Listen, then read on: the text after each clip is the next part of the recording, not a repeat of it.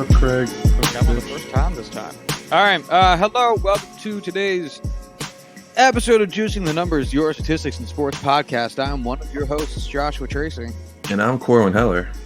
And we forgot to acknowledge a milestone of the show on Thursday's episode. So as some of you may have noticed, we did not at the time. This is going to be episode 201, which means that episode 200 was our last episode, and we did not mention it. Is there any chance that our first episode was like a gimme, like a trailer episode or anything? I believe it was, yeah. So this could technically be our 200th real episode? Yes. It's funky because it's our 200th. This episode 201 is like our 200th actual episode, but it's our 202nd overall episode because there's the intro episode that's marked as episode 1, and we have an unmarked like half episode, I think, after the 2019 World Series. So there's no real definite way for us to make this. I think it's just out of sheer convenience, and that's okay. Twice. You came by before. I thought about it. What are we listening to? Corwin? Sorry, I sat on my remote and turned my TV on. I'll tell you what my solution was. I muted the volume on my laptop to try and mute my voice and was like, that's not how that works. Just because I can't hear me doesn't mean you can't hear me. Oh, buddy. It's amazing how we've done 202 and a half episodes now, and we are still... I am still so unprofessional. Yeah, we have not improved our professionalism in the slightest. Jesus. I am so sorry. So we're going to shout out a couple of our most popular episodes over the last 200 episodes just to see what the fuck you people listen to. Yeah, for real. Our most popular episode is apparently episode 92, entitled "Counting Your Chickens, Quantifying the Astros Cheating." So I take it that y'all motherfuckers, just like us, really don't like the Astros. Yeah, for real. It's really not something that you would think people would rally. Oh wait, no, yes it is, because everyone fucking hates those cheaters. Yeah, that's it. It was such, especially at the time, it was such a rallying cry for everybody in baseball who did not like the Astros, and even some Astros fans who didn't like the Astros. So I guess that makes sense. It was a very timely episode in sports discourse. Our second most popular episode is our 2019 Thanksgiving episode. Why? I don't know. Why? It's episode 94, so maybe people tuned in for the Astros episode and then was like, let's see what else these guys talk about. And then they found this and were like, oh no. So how did our 2020 Thanksgiving episode do in comparison? Do you know? I mean, that one like just came out. I mean, do you think people keep us on a backlog and then binge us? Let's see. It has about a third of the downloads as the other one right now. So I guess to be fair, a third of your most popular video is still fairly good, but yeah, I bet people heard our Thanksgiving and was like, oh, these fucking guys, they don't know shit. We're not listening to their Thanksgiving episode this year. Well, hey, that's why we mixed it up and made it the Black Friday episode. But still. Oh, that's how we fucked ourselves. How we fucked out. Yeah, no, that made sense. Yeah, it did. I did right for once. Nice. Yeah. Third most popular episode. I love these titles I came up with back then. Is episode 67, Texas S&M preseason college football rankings. Which we haven't talked about college football like at all this year because I think at first, I wonder why.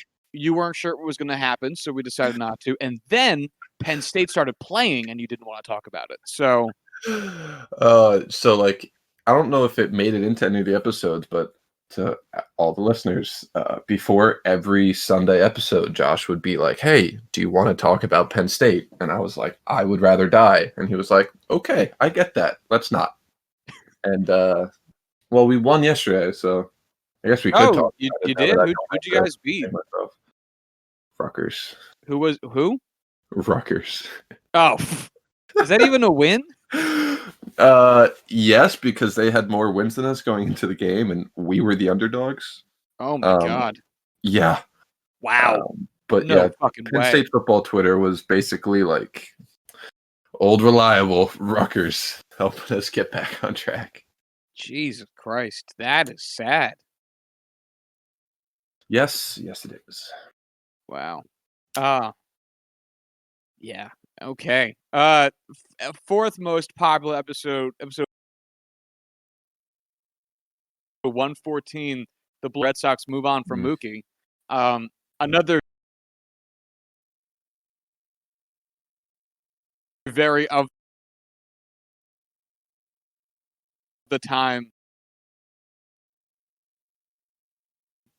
I believe made for Mookie or offered to Mookie, and Mookie signed. And therefore was also before the Dodgers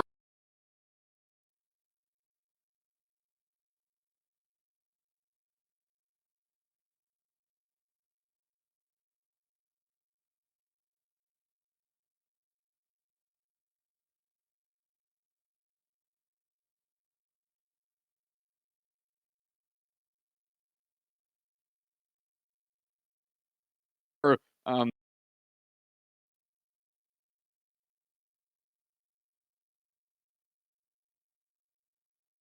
with stats shut down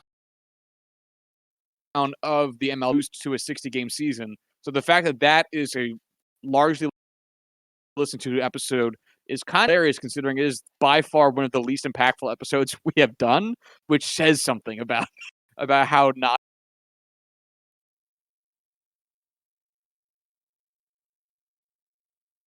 impactful that episode People are is. wrong. So, people can listen to these awful or these great episodes and think they're awful, or listen to awful episodes that are phenomenal. Yeah, and I would like to take this opportunity to shout out what is still one of my favorite episodes that we have done, that I encourage everybody as we mark this tremendous occasion, episode 201/200/202, that everybody go back and listen to episode 107, Golden Toilet, MLB Arbitration, where we talked about Mike Trout wiping his ass with money. That is truly the best episode. What number is that? I want to write that down. 107. 107. That is one of my favorite episodes that we did, especially since we did all of that math on the fly. Yeah, I think that is still far and away my favorite episode we've ever done, and I don't know if anything else comes close. Oh my God, that was so much fun. Yeah, it's funny because Corwin and I were talking right before we got on to, or right before we invited in our robot who does our bidding, to start the show, about how it's been a weird past few months because for the stats episode, because I don't think either of us have been feeling overtly inspired with sports stats since sports has returned, just because of everything else going on. So it is kind of nice taking this little trip down memory lane from pre-COVID times to look at what we had talked about previously. That isn't, because even when we do the sports news, we end up talking about which team's fucking up with COVID too, and talking about sports stats. It's like, I don't know. With baseball, there was a bunch of caveats, and football, you can make a lot of caveats too with all the wacky shit that's going on. So it's nice looking back at the goofy, dumb shit we did, like talking about Mike Trout wiping his ass with hundreds. And realizing how fucking poor we are. Oh, yeah, baby. Oh, it's just so unbelievably just like, I just hate this. Oh, I love it, but I hate this. Oh, you know it. So I thought for some time today, we could talk about baseball's most impactful plays. Okay. So, What would that entail? So, Baseball Reference, or its larger parent body stat head, I think, or it's really the Sports Reference universe, but the stat head arm of Baseball Reference. Sean Foreman, give us money. Has a searchable index that will show you what plays specifically had the most win probability added of all plays in baseball history. And we can do this by championship win probability added, championship leverage index, regular win probability added, regular leverage index, most recent event, and earliest event, which I might have to poke at those just for fun later on. So I figured we could start with the non-championship ones and then work our way up. There's only one that instantly came to mind, but I guess I will save it for when we get to the championship ones. Do you want to start with the championship ones then? Okay. Yeah, let's just start there. Let's start with championship. Before we go down like the list, I want to ask, where is Bill Buckner's between the legs ball? Oh, okay. So who hit that ball? So it was the 1986 World Series, Mets, Red Sox. So do I see 86? Mookie Wilson. That's right. It was Mookie Wilson. So I don't see Mookie it. Betts. I don't see it in the top 40. Oh my God. I guess it wasn't a game 7, so it wouldn't be. Okay. I found it. It's 52nd on the list.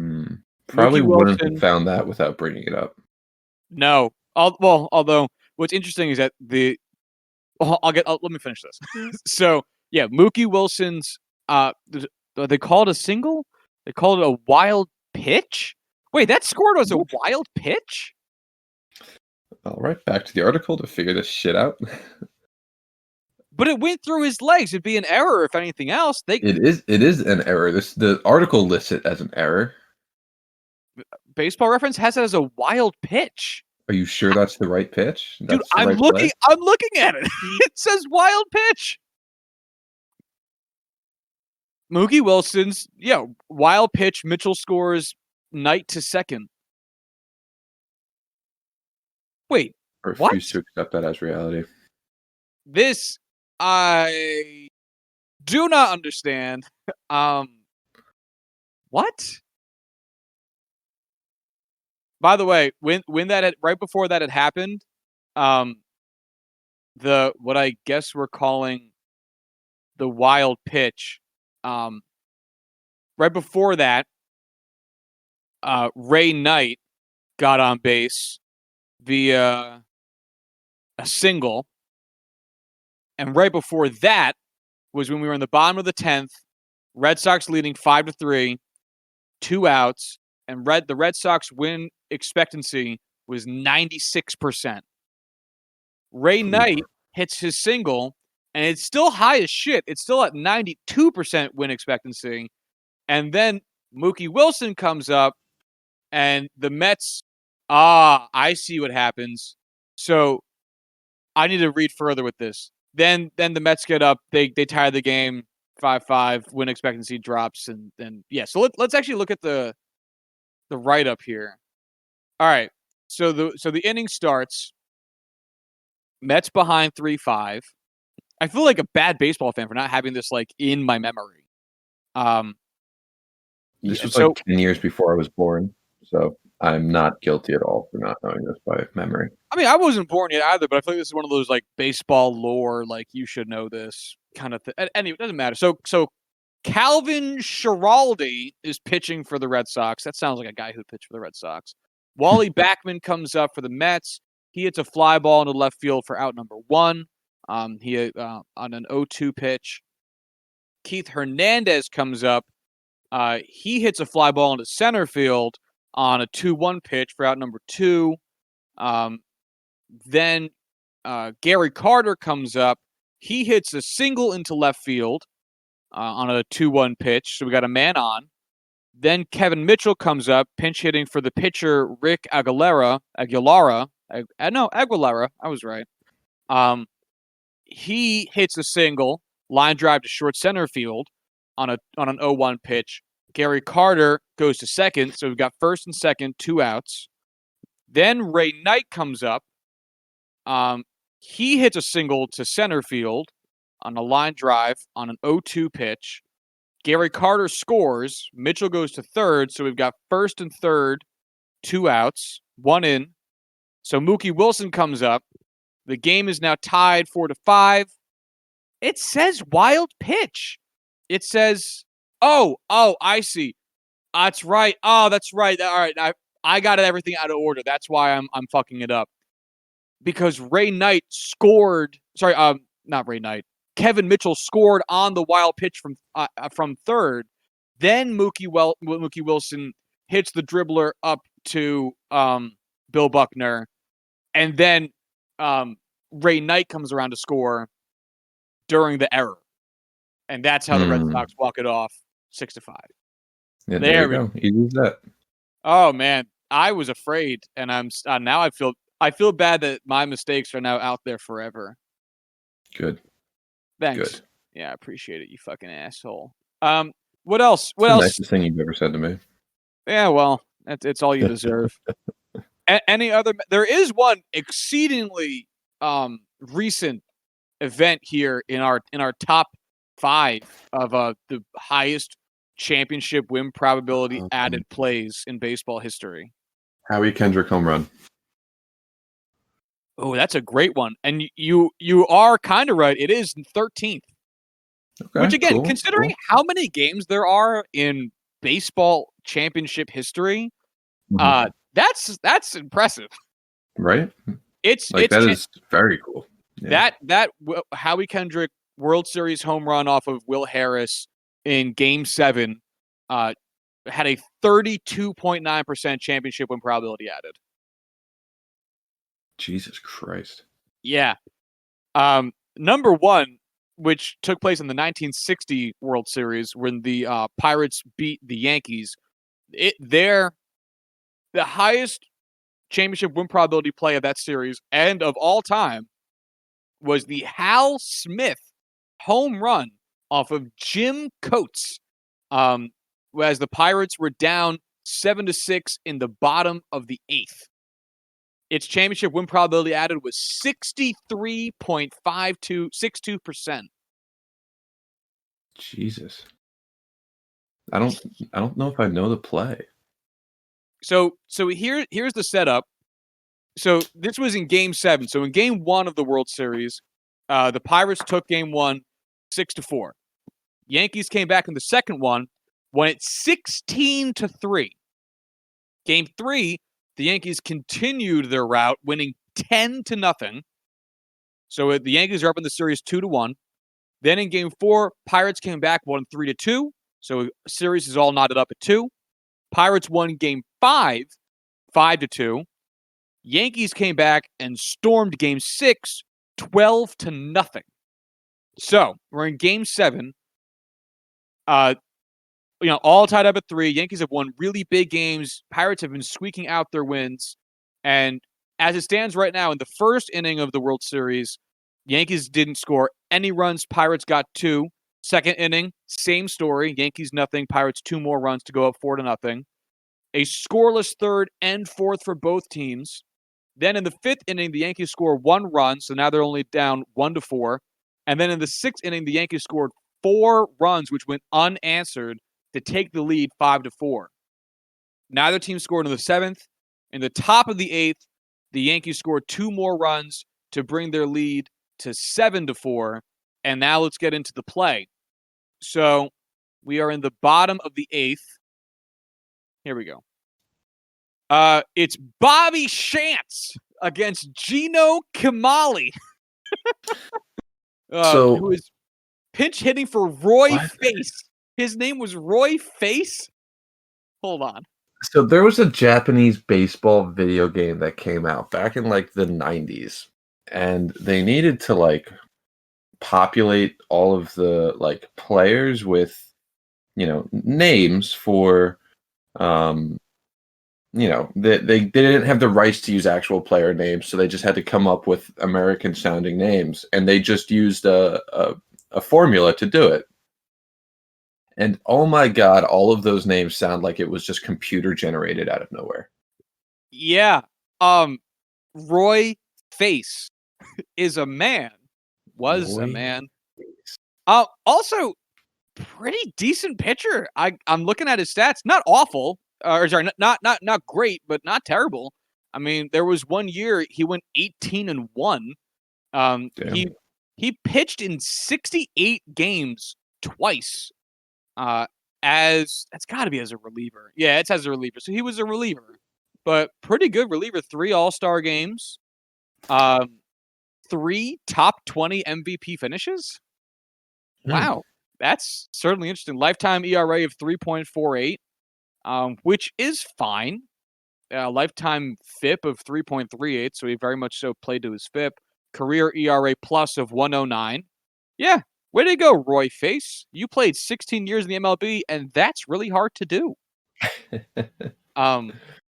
Anyway, so Gino Kamali is pinch hitting for Roy Face against Bobby Shantz. God, I love these names. Right. On a 2-2 count, Gino singles to right field, so we got a man on. Then Bill Verdon comes in also against Bobby Shantz on an 0-1 pitch. He singles to shortstop. Kamali goes to second, so we got men on first and second, still no outs. Then Joe DeMaestri replaces Tony Kubek, playing shortstop and batting second. Dick Groat, oh my God, who are these people? Dick Groat against Bobby Shantz comes up on a 1-1 pitch. He singles to left field. Gino Kamali scores. Bill Verdon goes to second. So we got a run in. The game is now 5-7, still in favor of the Yankees, but there's nobody out. Jim Coates then comes in to replace Bobby Shantz, pitching and batting ninth. Bob Skinner comes up first against Jim Coates. On the first pitch of the at-bat, he bunts a ground out, sacrifice. Verdon goes to third. Dick Groat goes to second. I'm sorry. Could you repeat that for me for the class, Josh? Dick Groat. Dick Groat. Dick spelled like the body part, and then Groat, G-O-R-A-T. What a terrible name. Also, Right. Dick Groat, batting title holder, 8-time All-Star, 2-time World Series winner, and an MVP winner. Oh my God. Dick Groat has an MVP and is an 8-time All-Star and has a career 89 OPS plus. What? All right, I'm going to read you real quick as an aside. Dick Groat's MVP season. It was 1960. It was this year. 138 games, 629 plate appearances, 85 runs, 186 hits, 26 doubles, 4 triples, 2 home runs, 50 RBIs, 0 stolen bases, 2 caught stealings, 39 walks, 35 strikeouts. He led the entirety of baseball in batting average with a .325 batting average, but with the low walks, he had a .371 on base percentage, which is still good, just not that much of a higher tick over his batting average comparatively. A .394 slugging. So he had a 300, 300, 300 line, which is hilarious. So that's a 766 OPS, a 110 OPS plus. Pretty decent. I had to think about what word I was even trying to say there. I just want to know who he beat in MVP voting that year. Mike Trout. Here's the top 5 just for the names in MVP voting this year. Dick Groat beat out fellow Pittsburgh teammate Don Hoke. So number 1 and number 2 was Dick Groat and Don Hoke. Bullshit. Third place was Japanese video game created names. Third place was 9.5 WAR season Willie Mays. What? Fourth place was 7.9 WAR season Ernie Banks. And then fifth place was some guy named Lindy McDaniel, who I'm going to make fun of, but I'm sure is also in the Hall of Fame for some unknown reason. Oh, no, he's not. 28.2 career WAR, though, is pretty good. Yeah, so Dick Groat had, God damn it, every time I say it, had a 6.1 WAR season in 1960. Don Hoke, who finished second, 5.4 WAR season. Willie Mays, 9.5. Ernie Banks, 7.9. I can only assume they didn't win MVP because of racism. Wait, Roy Face finished 12th in MVP voting this year? What is this season? I don't have answers for you, man. Also, holy shit, shout out to the 1960 Pittsburgh Pirates team for having 6 players finish in the top 20 in MVP voting this year. Dick Groat, Don Hoke, Vern Law, Roberto Clemente, Roy Face, and Smokey Burgess all finished top 20 in MVP voting in 1960. That's wild. Jesus Christ. Yeah. Oh, how those Pirates teams are long gone. And this is what Corwin and I mean when we talk about how Pittsburgh is historically a baseball town and it's just a current ownership that doesn't give a fuck. Anyway, so Bob Skinner going up against Jim Coates. He bunted. Now we have men on second and third. Still just 1 out on the sack bunt. Rocky Nelson comes up, hits a fly ball to right field, but not far enough that anybody scores. So now we have men on second and third, 2 outs. Roberto Clemente comes up. Ah, boy. And he, on a 1-2 pitch, hits a single to first base, ground ball weakly, but still a single. Verdon scores. Dick Groat goes to third. We've got men on first and third, 2 outs. At this point, with the additional run scoring, the Pirates are down only 6-7. This is when Hal Smith comes up for the reason we are reading all of these plays to hit what is the most impactful home run or bat ball or play of any kind in postseason baseball history on a 2-2 pitch. Hal Smith hits a home run fly ball to deep left field off of Jim Coates. Dick Groat scores, Roberto Clemente scores, Hal Smith scores, and the Pittsburgh Pirates go up 9-7. Ralph Terry then replaces Jim Coates as the pitcher. Ralph Terry gets Don Hoke to fly out, ends the inning. The Yankees are not capable of coming all the way back. They do manage to tie the game, actually. Wait, really? Yeah, they did.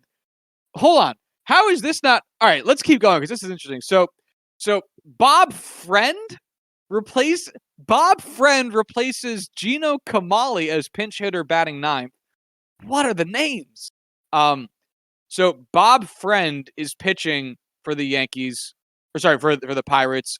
Bobby Richardson is up to bat on an 0-1 pitch. He singles to center field. That's an out. Then Dale Long comes up pinch hitting for Joe DeMaestri. And on a 1-1 pitch, he hits a single. And Richardson goes to second. Wait.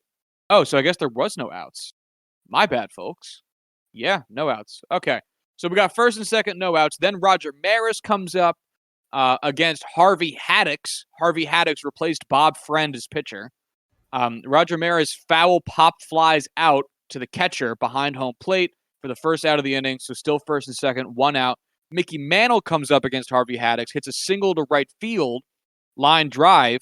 Richardson scores. Long goes to third. So now we got first and third, 1 in, 1 out. The game is now 8-9 in favor of the Pirates. Then Yogi Berra comes in. He grounds out to first base unassisted, but because Richardson was close at but because McDougal was close at third because he was pinch running for Dale Long, he manages to score. Mantle somehow stays at first, which seems like an interesting set of defense/offense. I don't know how that works. How do you stay at first on an unassisted ground ball to first with the runner going to first. Force out? But how? So did he get a force out with Mantle standing on first base? Because that's the only way that works, right? I don't know. I don't know baseball well enough to come up with. So that means the number one most impactful championship win probability out of play of all time, and the sixth most impactful championship win probability out of play of all time happened in the same game. Imagine going and getting like a beer while those plays happened, or like taking a piss, and you miss two of the top 6 most impactful plays in all of baseball history. I literally cannot. To be fair, though, if you go and get a beer during Game 7 of the World Series, middle of the play, end of the game, yeah, okay, you deserve it. You hear that, folks? If you got a shit, Corwin thinks that's your fault. Shit your pants. Or better hold shit it. your britches. Yeah. Yeah. So you drink your beer, you're done. When you gotta pee, middle or the bottom of the 9th inning, use the cup. If you shit, hopefully you got an opaque cup. Jesus Christ, buddy. When you say that, that's when we go over that line. I guess. All right, so the second one, it takes place in the second most impactful play takes place in yesteryear, literally over 100 years ago, the 1912 World Series Game 8. So for the uninitiated, the World Series had kind of an influx number of games for a while there. So for instance, this Game 8 was the last game of this World Series. Some World Series had 9. It was I didn't know that. It was a made up number. Yeah, it was a made up number for a little while there. Kind of like how, early formation of the rules. It was the tectonic plates that formed baseball hadn't yet finished forming their various continents and regions. We had left Pangea, but we hadn't found our current home. And so Boston ends up winning this game, the Boston Red Sox over the New York Giants. They won Game 1. Nobody won Game 2. It finished in the tie. A 6-6 tie. I know. After 11 innings, they were like, eh. What year is this? 1912. Okay, yeah, that makes more sense. Game 3, the Giants won. Game 4, Boston won. Game 5, Boston won. Game 6, the Giants won. Game 7, the Giants won. And because we're at Game 7, but we'd had a tie earlier in the series, it's all tied up 3-3-1. So we needed a Game 8. We demanded a Game 8. We got a Game 8. And the most impactful play was between two titans of early baseball. It was Tris Speaker against Christy Mathewson, in which Tris Speaker, Jesus, these fucking names. Tris Speaker ended up getting the better of him. So this was in the bottom of the 10th. So let's go there. Let's take a trip in the way back machine to see what happened. So we're in the bottom of the 10th. Clyde Engel is pinch hitting for Smokey Joe Wood. Pinch hitting and pitching and batting 9th. The game is currently the Red Sox are currently down in the game 2-1, or I guess 1-2, I should say. So they're coming up at the bottom of the 10th with one last chance to take the game, or to at least save their souls a little bit.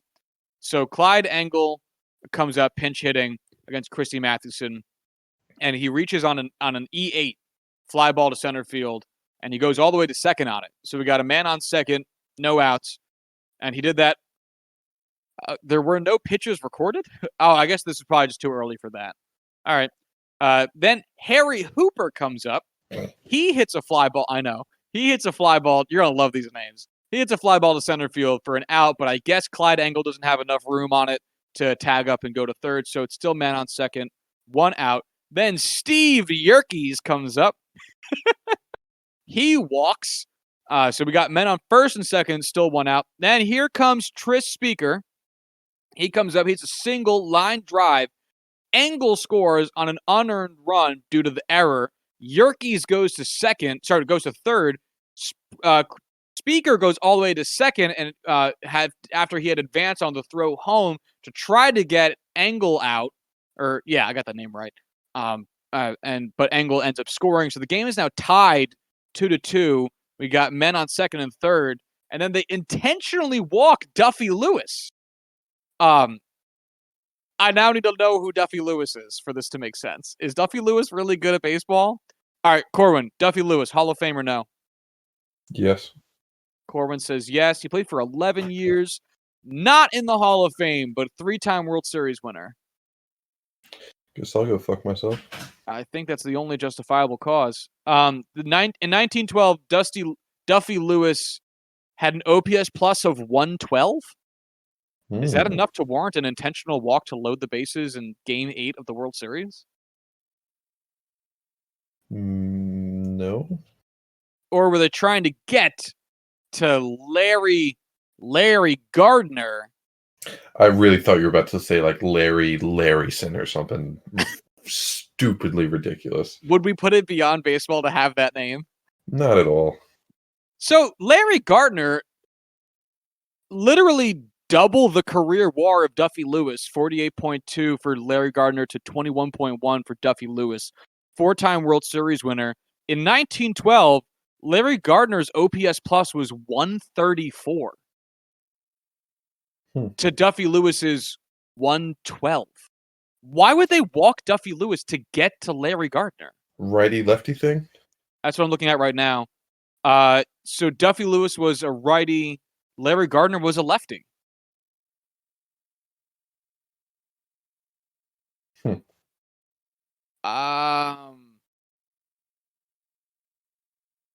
Yeah, and Christy Mathewson, I just checked, was a righty. So wouldn't you want the righty? So Christy Mathewson or the Giants, whomever made this choice, because it does say here intentional walk, and baseball is very fastidious about its record keeping. They chose to face the tougher batter, both in terms of how well he was performing that season and in terms of the dexterity matchup. And I mean, they lost the game. Like Larry Gardner goes on to hit a sac fly, to right field, which scores Steve Yerkes, ends up winning Boston the game and the series 3-2. But why? And you can't even pinpoint that season because again, the 112 OPS for Duffy Lewis and the 134 OPS for OPS plus the 134 OPS plus was for Larry Gardner. I had it right the first time. 134 for Larry Gardner, 112 for Duffy Lewis. That is just maybe it's something stupid like batting average. No, even batting average. Larry Gardner had 30 points better batting average than Duffy Lewis. Why would they do this, Corwin? They didn't have analytics back then, so they didn't know.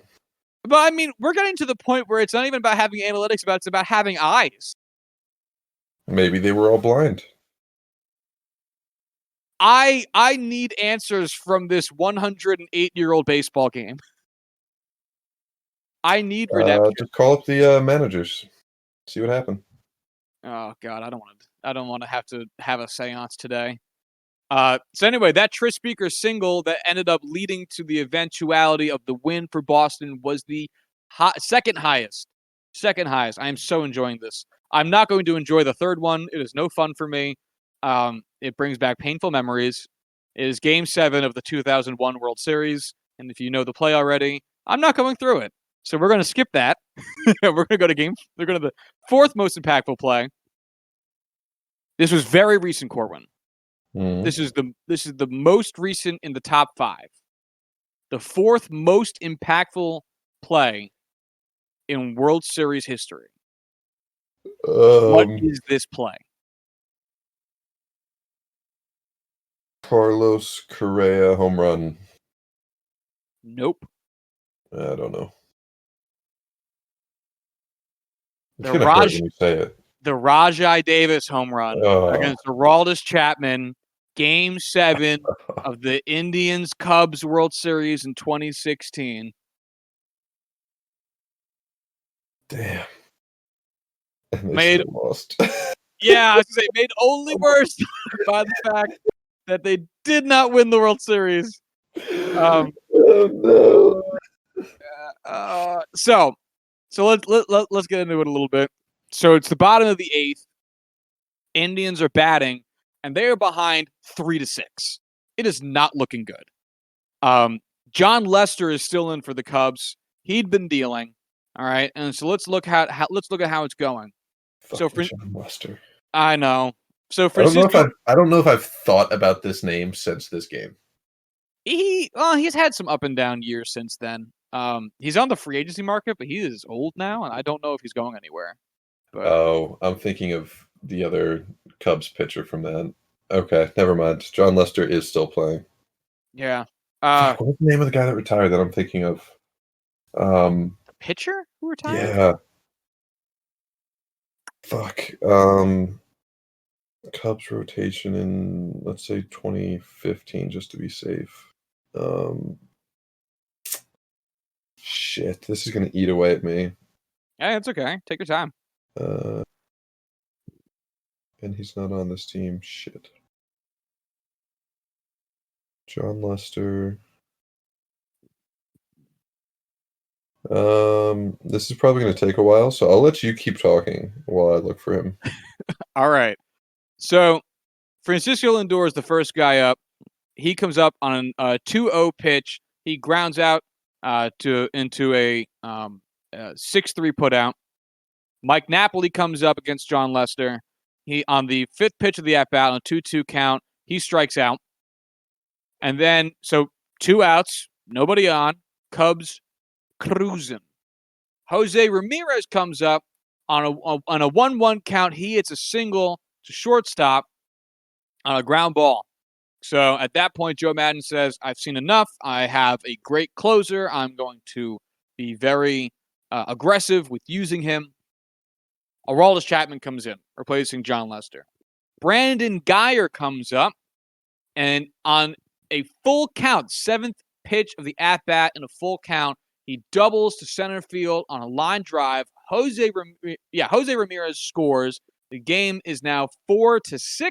We've got a man on second, 2 outs, bottom of the 8th.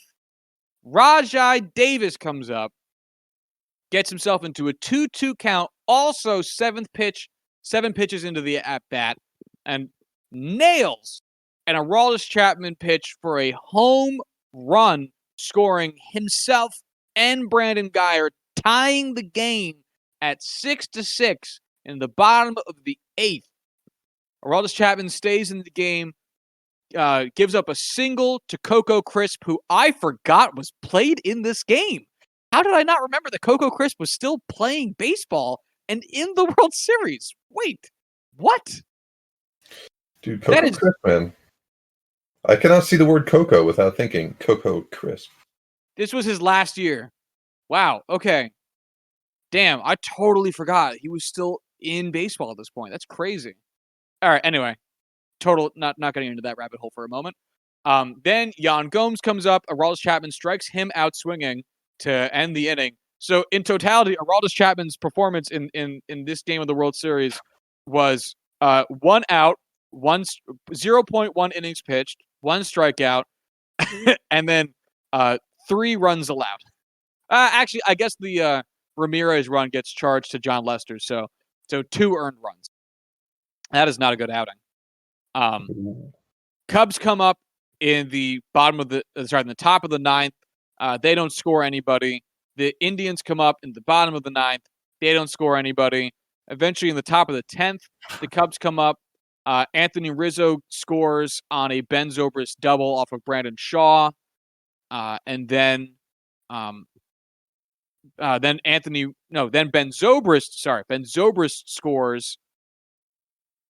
Wait, what? Oh, sorry, I got it wrong. Jesus Christ, Josh.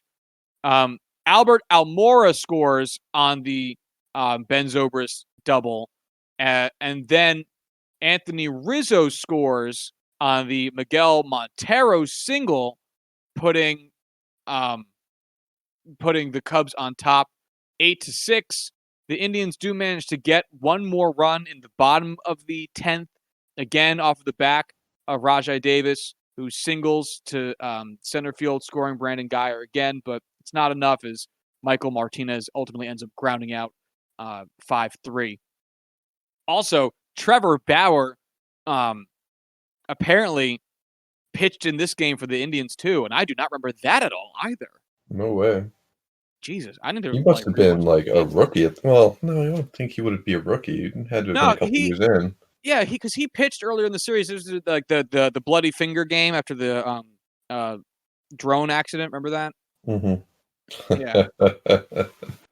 Oh, that's fun. Yeah, it's crazy thinking like how this was like 3 years ago, which feels like a decade ago. Well, 4 years ago. Yeah.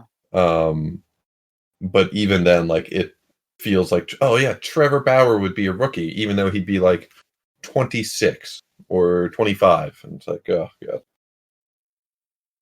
This year's gonna fuck with our way of looking at time for many, many years. But I'm gonna fuck with you even further. No, don't do it. What if I told you that DiMaggio had the 16th highest championship win probability added of all time? In one of his World Series outings. What? What if I told you that DiMaggio had Joe DiMaggio? A DiMaggio. Oh. His brother, Dom DiMaggio, for the Boston Red Sox. Of course Boston would sign his brother. Dom DiMaggio. God, which just feels like the plot of like a really shitty baseball-themed TV show or movie. Dom DiMaggio had a double off of Harry Brechin, in Game 7. Oh, wait, this is interesting. So, 15th and 16th highest championship win probability added are also in the same game. One from each team. Wow. Yeah. Both in the 8th inning. Okay, hold on. So let's look at that 8th. Let's look at that 8th inning. Before we move on, I need to admit what pitcher I was thinking of instead of John Lester, who I will now admit this is a mistake that I made constantly when they were both still playing. You want to take any guess at all? John Lackey. Yep. Yep. The second you said the mix-up, I knew it because I make those mix-ups too. Exactly. John Lester and John Lackey are essentially the same person in my brain. Yeah, they really are. For no good reason. They are not the same person, but you're totally right. And when you think of John Lackey, what team do you think of? I know I should probably say... Well, now I was going to say Red Sox, but now I can't tell if I'm thinking of John Lester or not anymore. Fuck. I don't know. So, John Lackey did play for the Red Sox. Let me confirm that. He did for 3 seasons. Well, 3.5 seasons. I think of him as a Cub, which is where he played his final 2 seasons, 2016 and 2017. So he was in that series. But he played in Anaheim for 8 years. Wait, what? Yeah. I was going to say, I have the other ones in my head. I do not have Anaheim in my head. He played for the Los Angeles Angels of Anaheim from 2002 until 2009. Played in Boston from 2010 into 2014. Played in St. Louis from the middle of 2014, end of 2014 into 2015. And then Chicago Cubs from 2016 to 2017. Interesting. Yeah, I did not recall him in Anaheim at all. Nope. All right. So a real quick here on this 8th inning, and then we'll either move on or end the show. I'm not sure which one's going to happen. All right. Oh God, I love these names so much. I just want to live in these names. So it's the top of the 8th inning. Red Sox are batting. They are currently down 1-3. Cardinals pitcher Murray Dixon is in, and Rip Russell is pinch hitting for Hal Wagner. I'm just gonna do one of these one time, just make up every name and just see if wait till notice you that get to every some of the time. other names I have because you will refuse to believe some of these. So Rip Russell comes up and he hits a single to center field. All right, so we got a man on, no outs. Then George Metkovich pinch hits for Joe Dobson. And George Metkovich hits a double, sending Russell to third base and putting himself on second. So we got second and third, still no outs. Then Harry Brecheen replaces Murray Dixon as the pitcher, and Wally Moses comes up to bat. This is nonsense.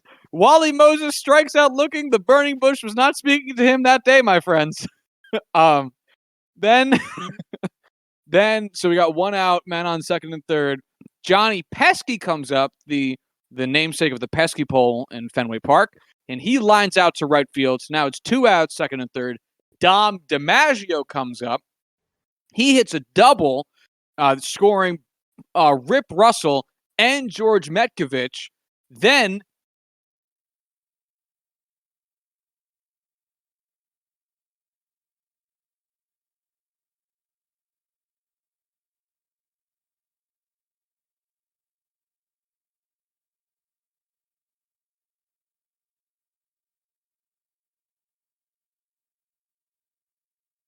Del Rice, Ed Williams comes up because he was playing in this game, apparently. Sure. And he pops out to second, ending the inning.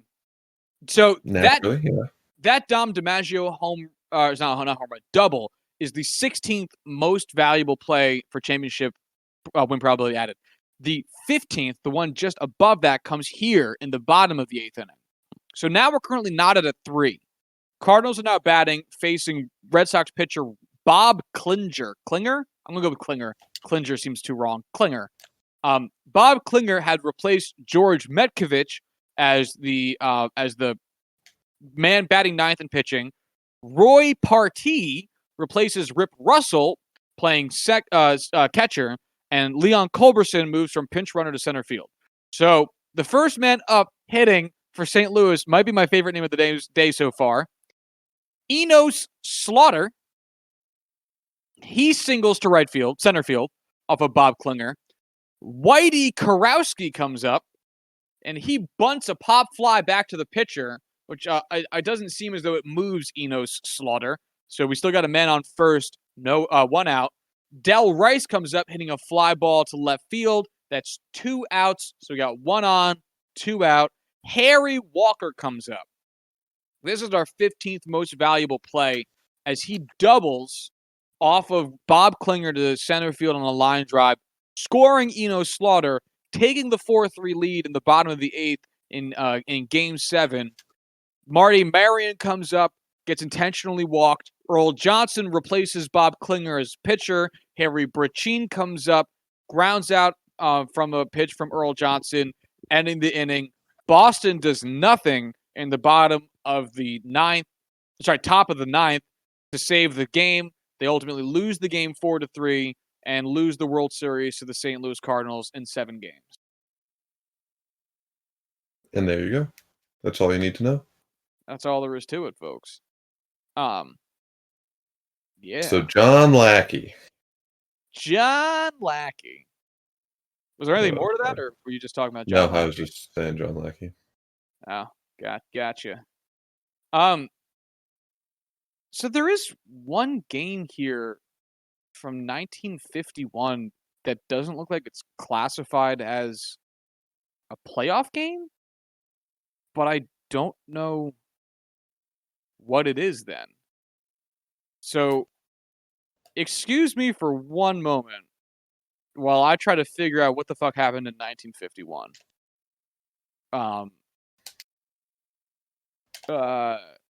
The Giants won the World Series? Is that right? I don't... Korean War or something like that? I don't know. All right, I'm just going to Google 1951 MLB Playoffs. Oh, so there was a tiebreaker series in 51. What? Oh my god. Okay. So according to Wikipedia, the 1951 National League Tiebreaker Series was a best-of-3 playoff series at the conclusion of MLB's 1951 regular season to decide the winner of the National League pennant. The games were played on October 1st, 2nd, and 3rd of 1951 between the Giants and the Dodgers. There we go. It was necessary after both teams finished the season with identical win-loss records of 96-58. All right, okay. That makes so much sense because I'm looking at this game that was not classified as being, it's in the championship win probability added, but it's not like the other ones say, like game, World Series game, whatever, or NLCS game, whatever, and this didn't have that. So let's talk about it real quick because it is so interesting, and it's a very famous home run that we're going to be talking about here. So let's talk about the 1951 tiebreaker of tiebreaker games, the game 3 of the tiebreaker series, Giants and Dodgers. So let's take our way back machine and let's head to the bottom of the 9th. Every kid's backyard dream. All right. So, in the top of the 9th, the Dodgers are currently winning 4-1. The Dodgers are up against the Giants pitcher Larry Jansen, who has replaced Hank Thompson, and Ray Noble replaced Bill Rigney as the catcher. Don Newcomb, the pitcher, is up to bat first against Larry Jansen. He grounds out in a 4-3 putout. Then Carl Ferrio comes up. He grounds out in a 6-3 putout. Then Pee Wee Reese comes up against Larry Jansen, fly ball center field, a 1-2-3 inning. In the entirety of it, Larry Jansen threw a combined 9 pitches. It's a good outing. So here come the Giants, bottom of the 9th, down 4-1 or 1-4, whatever. And the first batter up is Al Dark. What a great name, Al. These are still all made up, right? You're doing this as a bit, all fake names, nothing's real. Yeah, I'm protecting their identities. So Al Dark comes up against Don Newcomb, and he hits a single to first base, and we got a man on. Don Muller comes up next. He singles to right field on the first pitch of the at-bat. That puts Dark at third base. So now we got runners at first and third, nobody out. Monte Irvin comes up. He hits a foul pop fly to first base for the first out of the inning. Still first and third, now just the one out. Then Whitey Lockman comes up. I don't get why Whitey was such a popular nickname back then. Anyway, he hits a double to left field on a line drive, scoring Dark. Muller goes to third. Now it is 2-4 with runners on second and third for the Giants.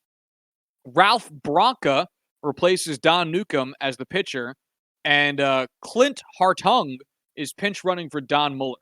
Okay, so we've got Clint Hartung at third, Whitey Lockman at second, and then Bobby Thompson comes up to bat against Ralph Branca. Bottom of the 9th, one out, down 2-4, tying run on second. Bobby Thompson on the second pitch of the at-bat knocks a home run, line drive deep to left. Hartung scores, Lockman scores, Thompson scores, walks off the game, scoring the 4th Giants run of the inning, and sends the Giants to the World Series. This home run then becomes known as the shot heard round the world. And it is also, to cap off this little segment that we did today, we got to nothing else, but I'm okay with that. I'm honestly surprised that wasn't higher. Sorry to cut you off. Well, again, it's tough. So it's the 8th most valuable play for championship win probability added. I guess in the grand scheme of things, 8 out of essentially 500,000 is quite a lot. Yeah, Quite high. and if we limit this strictly to walk-offs, it is the third highest walk-off. It only falls behind the Bill Mazeroski home run. That's the second most valuable walk-off, the one that we talked about earlier. And then the most valuable walk-off actually comes from the National League Championship Series in 1992 when Atlanta batter Francisco Cabrera walked off the Pittsburgh Pirates. Wow. Hitting a home run, hitting a single off of Stan Belinda to win the NLCS in 7 games, sending the Braves to the World Series. Wow, 92 still feels too recent for the Pirates to be competitive. Sorry, Corwin. No, I get it. Yeah. Anyway, yeah, we didn't get to anything else, but I still had fun with this. Yeah, me too. Absolutely. I'm just going to throw some more fun names at you here. We got Jim Northrup, Tony Womack, Virgil Barnes, Hugh McQuillan. Hugh McQuillan. Oh, man. Cookie Lavagetto. Wow. Cookie Lavagetto. Do you have the name of a player that stuck with you as being the craziest of all the crazies? I remember Coco Crisp distinctly when I was a kid because I was like, even as a child, I was like, this motherfucker is named after cereal. And he's actually like a notable player. Yeah, he was a good era. player. He wasn't ever, an MVP consideration guy, but he was always a good player. Mm-hmm. Actually, that's a great question. I don't know. What was the one that we had not too long ago? Pee Wee Reese is a nickname. What'd you say? What was the one that we had not too long ago where we were like, this is just insanity? Ooh, I know a little while ago we had a conversation where I think Dizzy Dean and Dizzy Vance played each other in a game. And we were so confused because there was 2 Dizzies. Straight dizzy with it. Yeah. There was one that played for the Cubs. He won like a Gold Glove. I don't know. I'm looking at some more fun ones. We got Roger Peckinpah here, Lou Burdett, Kiki Coolier, Kiki Cutie, Carson Bigby, yeah, Charlie LeBron. Interesting. Charlie LeBron. Anyway, yeah. So I guess we'll call it a day on that. Corey, you got anything else, or shall we get on out of here? I'm good to go. All right. Well, if you want to follow the show on Twitter, you can do so at JuicingPod. If you want to hit us up via email, you can do so at juicingthenumbers@gmail.com. And again, appreciate all the listens. Appreciate all the time you folks have been putting into checking out the show and, supporting us in that small way, that selfish satisfaction that we get from listening to the things we like to listen to. It means a lot. 200 episodes is super cool. 201 is mildly less cool, but still pretty cool. And we really appreciate it. So thank you. And here's to 200 more. 900 more. 4 more years. 6 seasons and a movie. 6 seasons and the Juicing the Numbers movie. Is that just going to be like a 6-hour live stream event? Why do you think I want to do that for 6 hours? I'll give you 2. I won't give you 6. Anyway, so that's the show. And until Thursday, y'all have a good one. Bye.